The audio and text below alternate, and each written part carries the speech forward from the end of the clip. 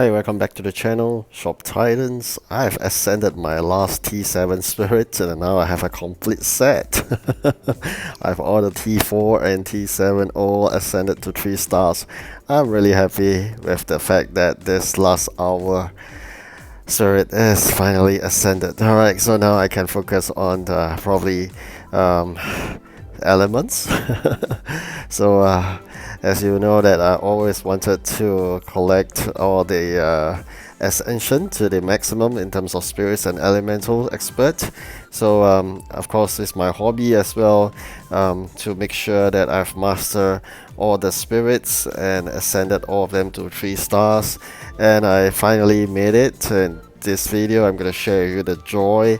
And my next target, as I mentioned, is a second dream. I wanted to be an elemental expert, but at the same time I would also wish to master all the elements in terms of the T4 and the T7 and ascend all of them to 3 stars.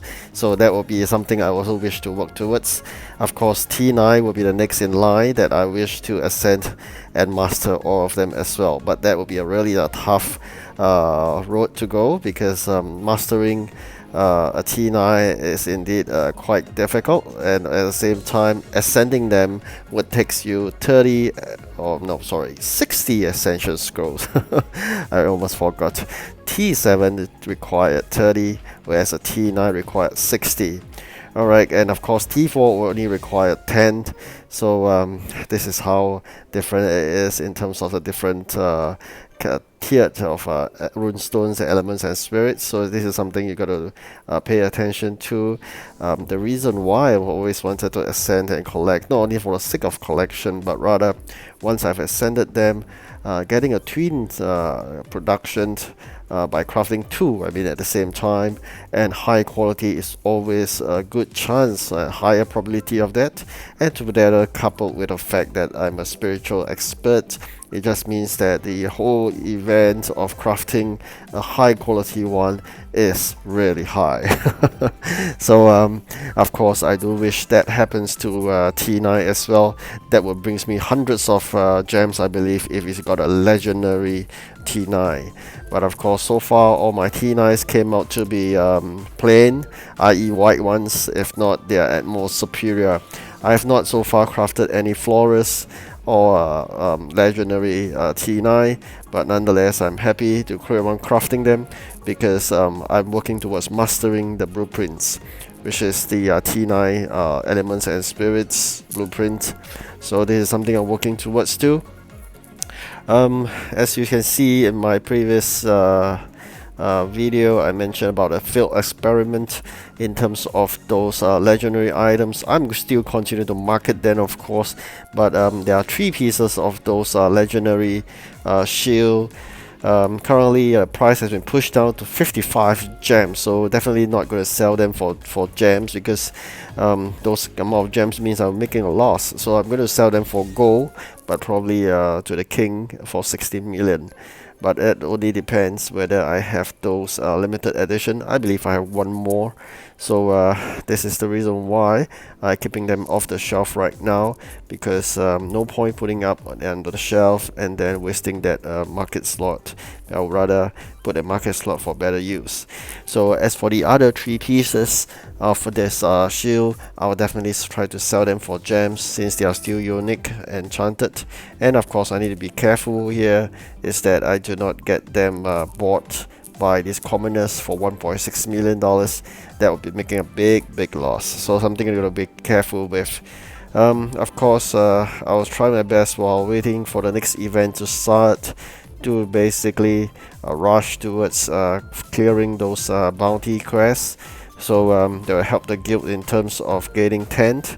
So this T9 currently making a bit of small little tiny profit of 100 over 1,000 a piece.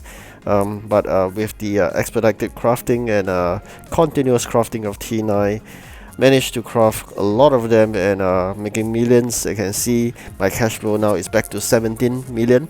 So that's the good sign. And of course majority of them is contributed by the king, 60 million purchase of that legendary shield. So that will give me a good cash flow, allows me to buy all those raw materials for the T9, and of course, more importantly, fulfill any of the champions' requests at times, and of course, buy products that was being sold to me directly by those customers who walked into the shop. Alright, so this moment here, I think we are working really close to level 59, or just a few moments, probably less than 10 million before we reach 59. So it's really happy. I mean, every time leveling up one level will take a real long time, but that doesn't really matter, because end of the day, I think, as I understand, after level 58 it doesn't really matter.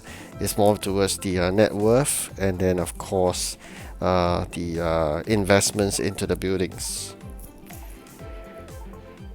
Alright, now back to the shop. Of course, I'm not going to sell all these really enchanted items to the commoners. Of course, I want you to do that probably if the good prices in the market during the event, but I would like to keep them to our own use when I go use for those climbing of the tower, or when I go for the Lost City of Gold event, which is coming, I believe, this weekend.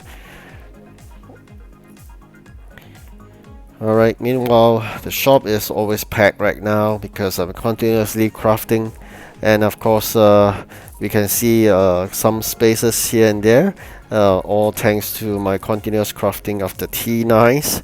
So King Caprice has indeed sparked off the crafting fund. I mean, end of the day, King Caprice is about crafting all the requests by the king, and of course along the way really have accumulated quite a number of master blueprints for the King Caprice event.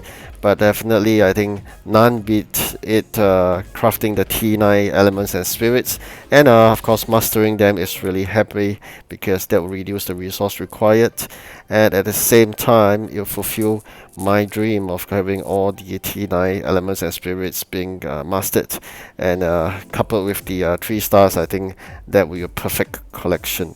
So far I'm only able to collect the T4 and T7, so T9 will be on the way. And my guild has since accepted a new member, so I just want to welcome him, and of course hopefully he will stay. There seems to be quite a number of changes recently in the guild. Members come and go. Guild boss is really busy recruiting good people, and of course people that actually participate and do the daily bounties are hard to come by. Most of the people, sometimes they join and they're not very active. That has a repercussion in terms of our contribution as a team towards those events, because there seems to be a issue here. Previously I was quite lucky. We have a good team whereby our people will always contribute towards the event, because a lot of teamwork required. But recently, I think after 3 of the very senior and very active people has left the guild, it seems to cause a bit of downfall in terms of completing those events. It's no longer as easy, because there's always a few people who doesn't really play that event, and of course my guild boss could have made a hard time and a painful choice to remove them and then recruit again. But unfortunately, recruiting is one painful event, and of course retaining and ensuring an active member is another painful event. But luckily it's all handled very well by my respected guild boss, so I'm glad I do not have to do that. Because being a guild boss is not easy. You handle all this administrative stuff, whereas as a member we'll just contribute and then heal his instructions and directions towards investing into which building, and that's about it. The rest of the things he taking care of it. I think he's really a fantastic guild boss, and I'm really happy to be part of this guild. Of course, that doesn't impede me of looking forward to other guild next time, but at this juncture this is so far the best I had. And here it is, the final collection. You can see here of all my 3 stars T4 and T7 spirits. It's really indeed an impressive collection. I'm really proud of it, but of course all are not golden yet, especially those T9. So these are the few more blueprints I'm going to work on for the T9s. Alright, I hope you have enjoyed my collection, and of course I'm also working towards elemental as well. Alright, thank you for watching. Do like and subscribe. Goodbye.